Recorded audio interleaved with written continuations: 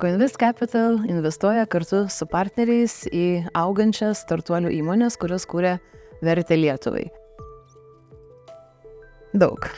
Statistika yra brutali. Sakoma, kad iš 10 investicijų žlunga 9, bet tuo metu, kai investuojam, mes turim prielaidas, kuriomis pasitikim ir galvom, kad pasiseks.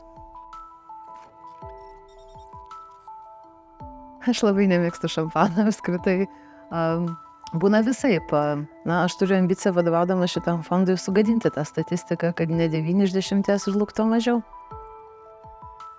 Visko galima prikabinti, dabar yra madinga prikabinti AI prie bet ko, bet kur tinka ir netinka. Ir tada reikia ekspertų pagalbos, kad padėtų atkrapštyti formą ir atrastumėm tikrą turinį. Esmė yra ta, kad mes investuojame į įmonės, kurios turi potencialą užkariauti pasaulį.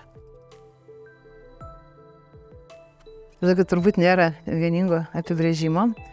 Yra kai kur Lietuvos įstatymuose apibrėžta, kad startuolis yra 5 metų amžiaus įmonė. Aš sakyčiau vis tik tai, kad reikia turbūt žiūrėti į esmę ir mes startuolį apibrėžiam būtent kaip inovatyvę, sparčiai, globaliai augančią arba bent jau tarptautiniu mastu augančią bendrovę. Mes esam fondas, kuris investuoja į visus sektorius. Tačiau mes vėlgi identifikavom dar tikras vertikales, tai be abejo gynybos arba dvigubos paskirties sritis mums yra įdomi ir manau aktuali dėl visiems suprantamų priežasčių. Mes buvom pirmasis ir liekam didžiausias akredituotas nuo pernai kovo pilnai šitą industriją investuoti, tai žiūrime tai. Aš iš esmės identifikuoju kelias priežastis, kurios yra labai svarios, kiekviena savaip vertinga, kodėl investuoti savo kapitalą į startuolius. Tiesiog kiekvienas investuotojas turi pats savo atsakyti, kas jį varo, kokia yra ta motyvacija vidinė ir tai gali būti miksas.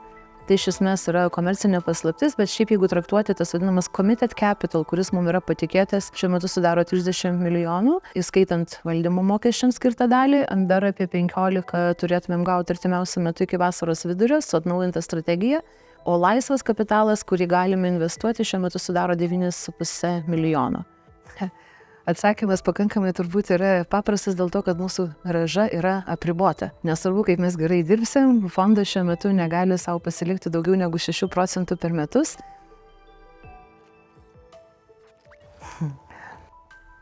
Diskusija, pokalbis, gebėjimas atsakyti į klausimus. Taip kartais kyla dilema, kuri dar nesugalvojau lietuviško analogo, bet angliškai gražiai skamba. Jerk a genius. Ne visada būna aišku.